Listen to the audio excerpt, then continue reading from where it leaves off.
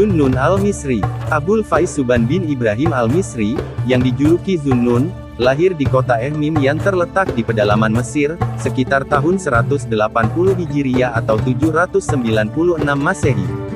Banyak guru-guru yang telah diikuti Zunnun dan banyak pengembaraan yang telah dilakukannya di negeri Arab dan Syria. Pada tahun 214 Hijriah atau 829 Masehi, Zunnun ditangkap dengan tuduhan bid'ah dan dikirim ke kota Baghdad untuk dipenjarakan di sana. Setelah diadili, Khalifah memerintahkan agar ia dibebaskan dan dikembalikan ke Kairo. Di kota ini ia meninggal tahun 246 Hijriah atau 861 Masehi. Kuburan Zunnun sampai kini masih terpelihara dengan baik. Secara legendaris, ia dianggap sebagai seorang ahli alkimia yang mempunyai kekuatan-kekuatan gaib dan telah mengetahui rahasia tulisan hieroglif Mesir. Serangkaian syair dan risalah diduga sebagai karya-karyanya, tetapi kebanyakannya masih diragukan. Zunnun si orang Mesir dan kisah pertaubatannya. Mengenai pertaubatan Zunnun si orang Mesir dikisahkannya sebagai berikut. Suatu hari aku mendengar bahwa di suatu tempat berdiam seorang pertapa. Maka pergilah aku ke pertapaan itu. Sesampainya di sana kudapati si pertapa sedang bergantung pada sebatang pohon dan berseru kepada dirinya sendiri. Wahai tubuh, bantulah aku dalam mentaati perintah Allah.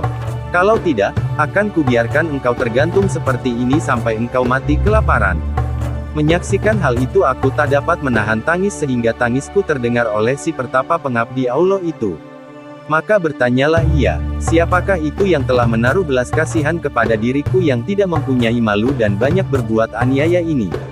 Aku menghampirinya dan mengucapkan salam kepadanya. Kemudian aku bertanya, mengapakah engkau berbuat seperti ini? Tubuhku ini telah menghalang-halangiku untuk mentaati perintah Allah, jawabnya. Tubuhku ini ingin bercengkerama dengan manusia-manusia lain. Tadi aku mengira bahwa ia telah menumpahkan darah seorang muslim atau melakukan dosa besar semacam itu. Si pertapa melanjutkan, tidakkah engkau menyadari bahwa begitu engkau bergaul dengan manusia-manusia ramai, maka segala sesuatu dapat terjadi. Engkau benar-benar seorang pertapa yang kukuh. Kataku kepadanya, maukah engkau menemui seorang pertapa yang lebih daripadaku? Tanyanya kepadaku. Ya, jawabku, pergilah ke gunung yang berada di sana itu. Disitulah engkau akan menemuinya, si pertapa menjelaskan.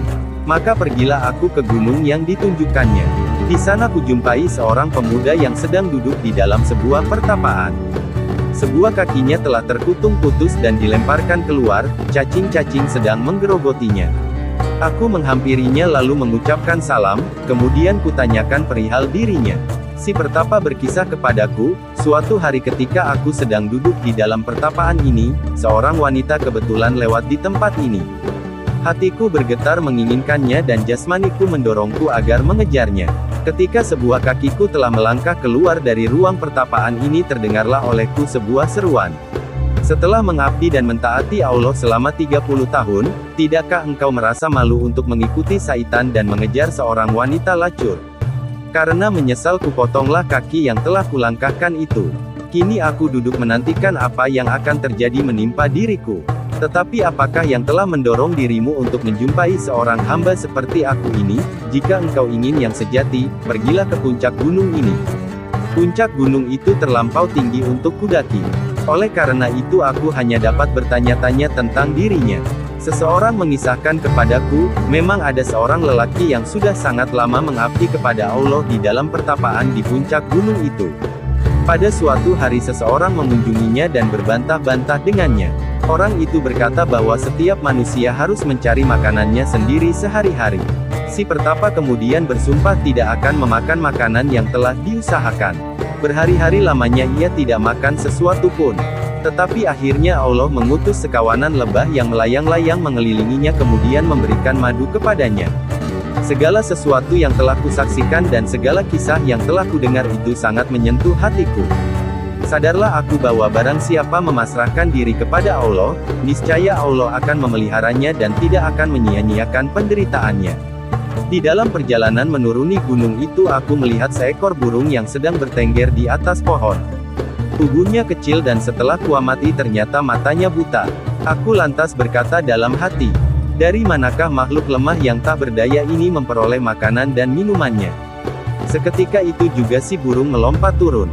Dengan mematuk-matukkan paruhnya, dicungkilnya tanah dan tidak berapa lama kemudian terlihatlah olehku dua buah cawan. Yang sebuah dari emas dan penuh biji gandum, sedang yang lainnya dari perak dan penuh dengan air mawar. Setelah makan sepuasnya, burung itu meloncat kembali ke atas dahan sedang cawan-cawan tadi hilang kembali tertimbun tanah. Zunnun sangat heran menyaksikan keanehan tersebut. Sejak saat itulah ia mempercayakan jiwa raganya dan benar-benar bertaubat kepada Allah. Setelah beberapa lama berjalan, Zunnun dan para sahabatnya sampai di sebuah padang pasir. Di sana mereka menemukan sebuah guci berisi kepingan-kepingan emas dan batu permata dan di atas tutupnya terdapat sebuah papan yang bertuliskan nama Allah. Sahabat-sahabatnya membagi-bagi emas dan permata-permata tersebut di antara sesama mereka sedang Zunnun hanya meminta, berikanlah kepadaku papan yang bertuliskan nama sahabatku itu. Papan itu diterimanya, siang malam diciuminya. Berkat papan itu ia memperoleh kemajuan yang sedemikian pesatnya sehingga pada suatu malam ia bermimpi. Dalam mimpi itu ia mendengar suara yang berseru kepadanya, semua sahabat-sahabatmu lebih suka memilih emas dan permata karena benda-benda itu mahal harganya. Tetapi engkau telah memilih namaku yang lebih berharga daripada emas dan permata. Oleh karena itu aku bukakan untukmu pintu pengetahuan dan kebijaksanaan. Setelah itu Zunnun kembali ke kota. Kisahnya berlanjut pula sebagai berikut ini. Suatu hari aku berjalan-jalan sampai ke tepian sebuah sungai, di situ kulihat sebuah villa. Di sungai itu aku bersuci, setelah selesai, tanpa sengaja aku memandang ke loteng villa itu. Di atas balkon sedang berdiri seorang dara jelita. Karena ingin mempertegasnya aku pun bertanya, "Upik, siapakah engkau ini?" Si dara menjawab, "Zunnun, dari kejauhan kukira engkau seorang gila, ketika agak dekat kukira engkau seorang terpelajar. Dan ketika sudah dekat kukira engkau seorang mistikus. Tetapi kini jelas bagiku bahwa engkau bukan gila, bukan seorang terpelajar dan bukan pula seorang mistikus." Aku bertanya, "Mengapakah engkau berkata demikian?" Si dara menjawab, "Seandainya engkau gila, niscaya engkau tidak bersuci. Seandainya engkau terpelajar niscaya engkau tidak memandang yang tak boleh dipandang. Dan seandainya engkau seorang mistikus pasti engkau tidak akan memandang sesuatu pun juga selain dari Allah." Setelah berkata demikian dara itu pun hilang. Sadarlah aku bahwa ia bukan manusia biasa. Sesungguhnya ia telah diutus Allah untuk memberi peringatan kepada diriku. Api sesal membakar hatiku. Maka aku teruskan pengembaraanku ke arah pantai. Sesampainya di pantai, aku melihat orang-orang sedang naik ke atas sebuah kapal. Aku pun berbuat seperti mereka. Beberapa lama berlalu, seorang saudagar yang menumpang kapal itu kehilangan permata miliknya. Satu persatu para penumpang digeledah. Akhirnya mereka menarik kesimpulan bahwa permata itu ada di tanganku. Berulang kali mereka menyiksa dan memperlakukan diriku sedemikian hinanya, tetapi aku tetap membisu. Akhirnya aku tak tahan lagi lalu berseru, "Wahai Sang Pencipta, sesungguhnya Engkaulah yang Maha Tahu." Seketika itu juga beribu-ribu ekor ikan mendongakkan kepala ke atas permukaan air dan masing-masing membawa sebuah permata di mulutnya. Aku mengambilnya sebuah dan memberikannya kepada si saudagar. Menyaksikan keajaiban ini semua orang yang berada di atas kapal berlutut dan meminta maaf padanya. Karena peristiwa inilah aku dijuluki Zunnun atau manusia ikan. Kisah selanjutnya, Zunnun ditangkap dan dibawa ke kota Baghdad. Zunnun telah mencapai tingkat keluhuran yang tinggi tetapi tak seorang pun menyadari ini. Orang-orang di negeri Mesir bahkan sepakat mencap dirinya bid'ah dan melaporkan segala perbuatannya kepada Khalifah Al-Mutawakkil. Mutawakkil segera mengirim para perwiranya untuk membawa Zunnun ke kota Baghdad. Ketika memasuki istana Khalifah, Zunnun berkata, "Baru saja kupelajari Islam yang sebenarnya dari seorang wanita tua dan sikap satria tulen dari seorang kuli pemikul air." "Bagaimana?" tanya mereka kepadanya. Zunnun menjawab, "Sesampainya di istana Khalifah dan menyaksikan kemegahan istana dengan para pengurus dan pelayan yang hilir mudik di koridor-koridornya, aku berpikir alangkah baiknya seandainya terjadi sedikit perubahan pada wajahku ini." Tiba-tiba seorang wanita tua dengan sebuah tongkat di tangannya menghampiriku. Sambil menatapku dengan tajam ia berkata kepadaku, "Jangan engkau takuti jasad-jasad yang akan engkau hadapi, karena mereka dan engkau adalah sama-sama hamba Allah yang Maha Besar. Kecuali apabila dikehendaki Allah, mereka tidak dapat berbuat sesuatu pun terhadapmu. Di tengah perjalanan tadi aku bertemu dengan seorang pemikul air. Aku diberinya seteguk air yang menyegarkan. Kepada seorang teman yang menyertaiku aku memberi isyarat agar ia memberikan sekeping uang dinar kepadanya. Tetapi si pemikul air menolak, tidak mau menerima uang itu dan berkata kepadaku, "Engkau adalah seorang yang terpenjara dan terbelenggu. Bukanlah suatu kekesatriaan yang sejati apabila menerima sesuatu dari seseorang yang terpenjara seperti engkau ini, seorang asing yang sedang terbelenggu."